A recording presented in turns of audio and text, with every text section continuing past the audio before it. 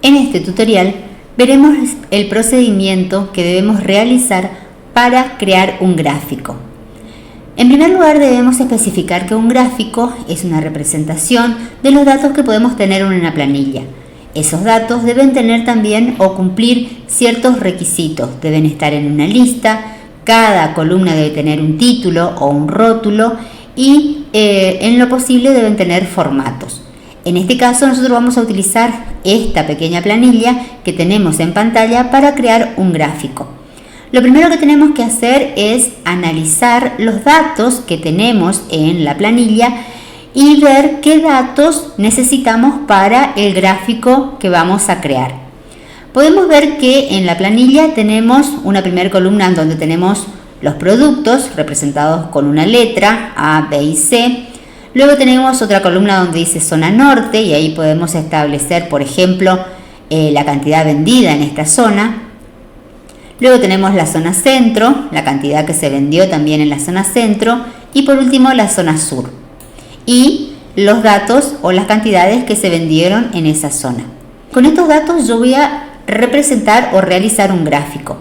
Los gráficos pueden ser gráficos de columnas, gráficos circulares, gráficos de áreas.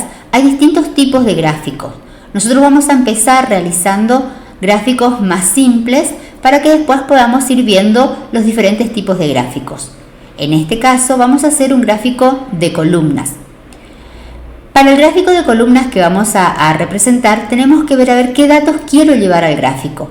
En este caso yo quiero realizar un gráfico que represente todos los productos y las ventas que se realizaron de esos productos en las tres zonas. Es decir, que quiero que represente el producto A, B y C y las cantidades que se vendieron en la zona norte, centro y sur. Saber y analizar los datos que necesitamos llevar al gráfico es importante. ¿Por qué? Porque nosotros vamos a tener que seleccionar esos datos para que después el gráfico pueda representarlo. Entonces, el primer paso para realizar el gráfico es seleccionar los datos o la información que voy a llevar al gráfico. En este caso, quiero un gráfico que represente todos los productos y la cantidad que se vendieron de esos productos en la zona norte, centro y sur. Entonces voy a seleccionar toda la información de la planilla. Una vez que tengo seleccionado los datos que voy a representar en el gráfico, voy a ir a la ficha insertar y voy a desplazarme al grupo de herramientas gráfico. Aquí yo tengo los diferentes tipos de gráficos que puedo utilizar o realizar. Hay gráficos recomendados, hay gráficos de columnas, gráficos circulares, gráficos de líneas, gráficos de áreas. Hay distintos tipos de gráficos. Nosotros vamos a comenzar realizando uno de los gráficos más sencillos, que es el gráfico de columnas. Entonces vamos a ubicarnos en el grupo de herramientas de gráficos de columnas o de barras. Vamos a pulsar el botón de opción y ahí van a aparecer los diferentes gráficos de columnas que podemos utilizar.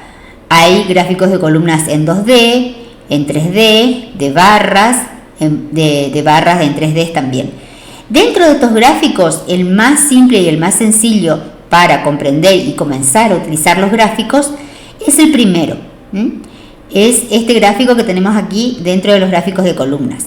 Vamos a seleccionar este gráfico y podemos ver ya que el gráfico que nosotros vamos a representar ya va a quedar establecida en la hoja de trabajo.